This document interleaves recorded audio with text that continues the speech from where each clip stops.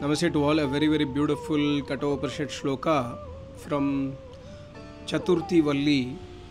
Paranchikani Vayatrinatta Swayambhuhu Tasmat Parang Pashyati Nantaratman. Kani means the sense organs. Paranchi means to have Bahirmukhi vritti. That means Paranchi means to see outwards, to see outside. Swayambhu is Paramatma, Almighty God, who is eternal, who does not have parents.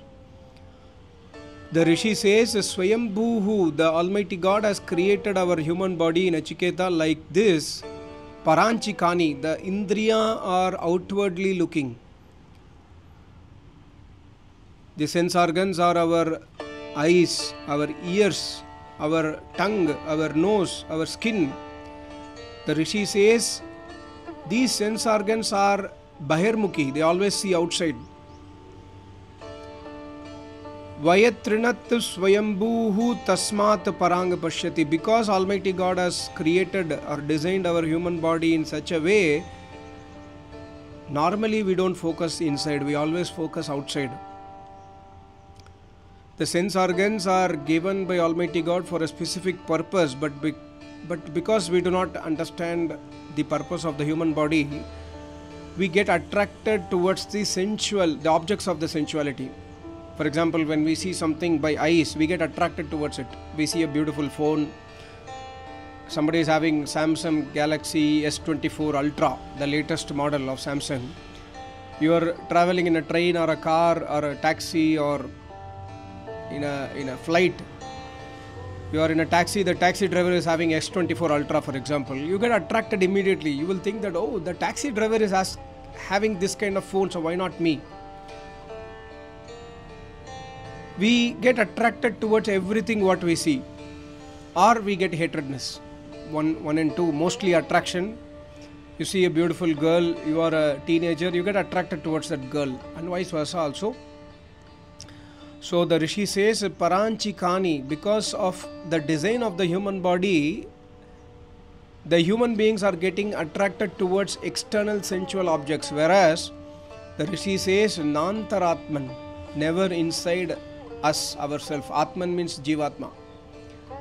We never ever even try to see who we are. We never even try to contemplate that who is seeing that.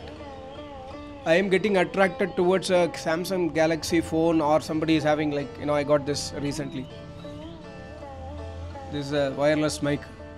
So, get attracted towards a new mic. I got a new mic. I want to have a new mic, but of course, it's not due to attraction. For me, the reason why I got mic or any system is for making videos for sure. Because when I have a stationary mic, I'm normally fixed in my place, I cannot move around.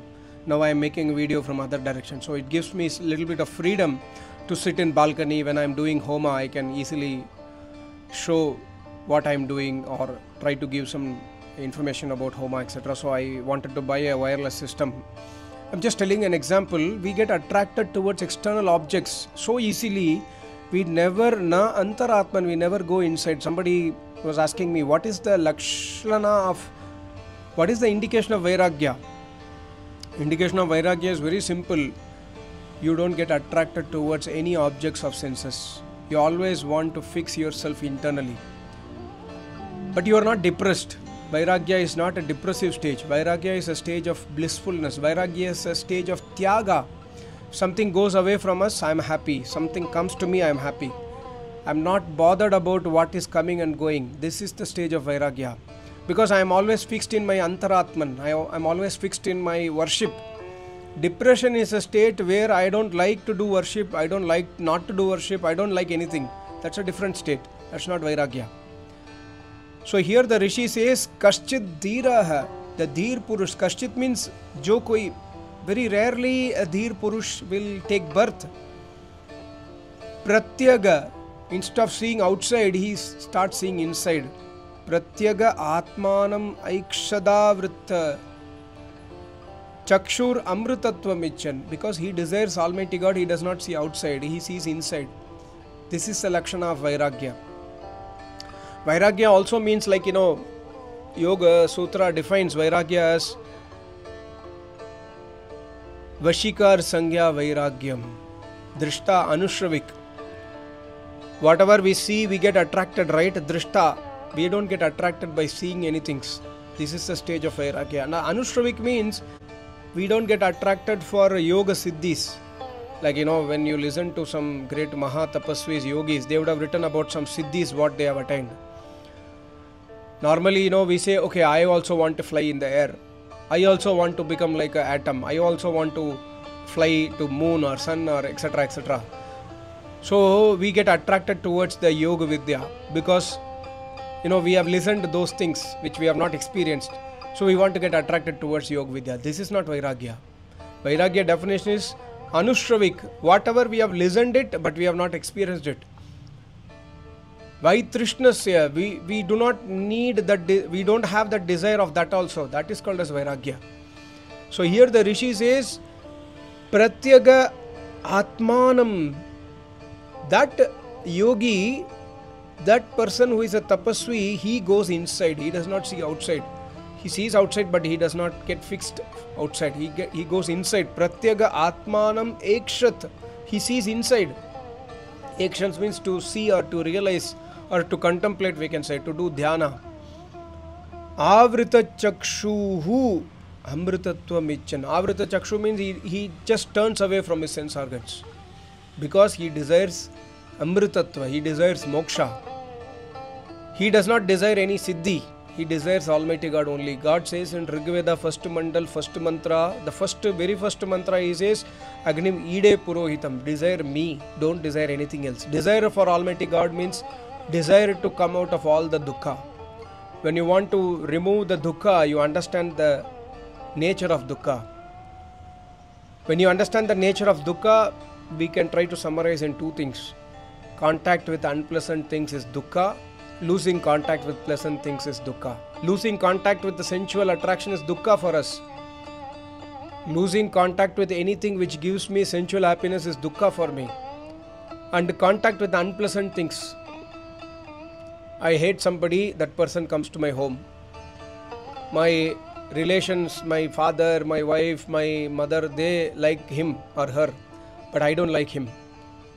But unfortunately, I have to sit with him and talk to him, sit in presence of him, etc., which I don't like. And contact with unpleasant things will lead to dukkha. So the Dhir Purush is outside these two things. Because the reason for this dukkha is avidya. He understands what is avidya. He understands avidya, he contemplates avidya. He knows that what is dukkha, what is sukh. He knows what is anitya, what is nitya. So every day in the morning when you chant Gayatri Mantra, try to understand this word. Buhu iti vai pranaha, bhuvaha iti vai apanaha. Apanaha means dukkha vinashak parameshwar. That by contacting with the Almighty God, we can win over our dukkha. By focusing our energies internally, we can win over dukkha. By focusing our energies externally, we will get problematic, we will get suffering, sorrow. So that's what here Rishi says. Further he says, Parachaha kaman anuyanti balaste mrityur yanti vitatasya pasham. Balaste means a small child. Who is a small child? The small child is a person who runs behind his sensual pleasures. Small child is not the one who is newborn. Rishi says, Balaste, the small child is the one who runs behind the sensual pleasures.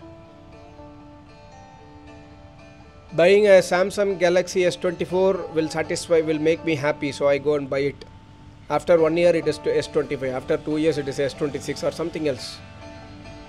I am behind my materialistic possessions to make myself happy. This person is called as Bala. He is a small kid.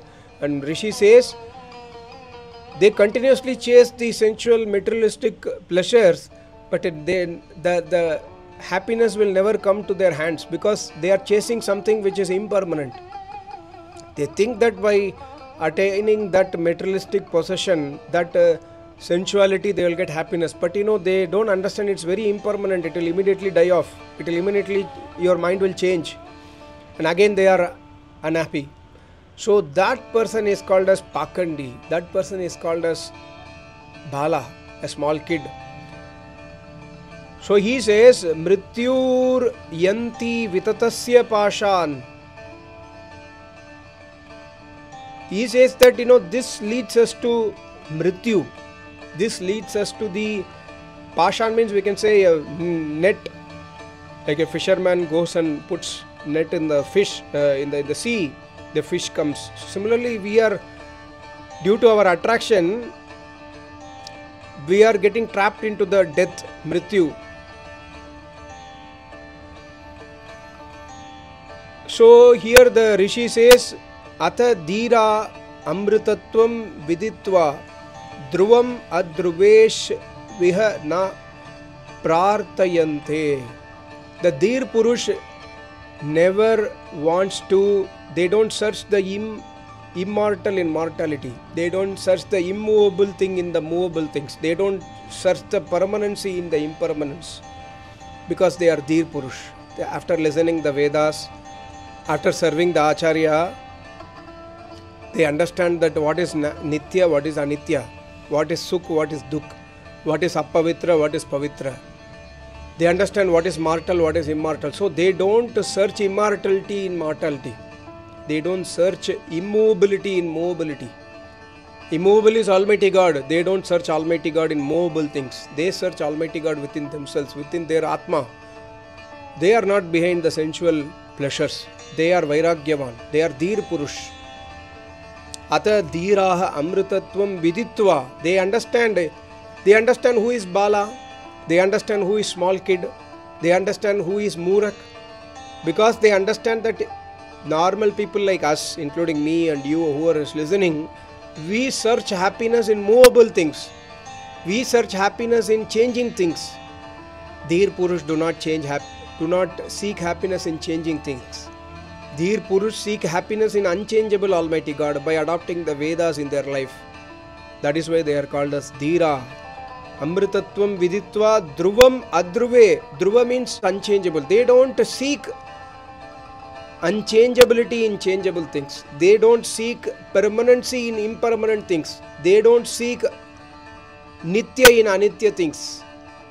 Because they have adopted Vedas in their life. Because they have served their Acharyas and listened the knowledge of the Vedas in their life. Because their Indriya are not outwardly focused. Because their Indriya are inwardly focused.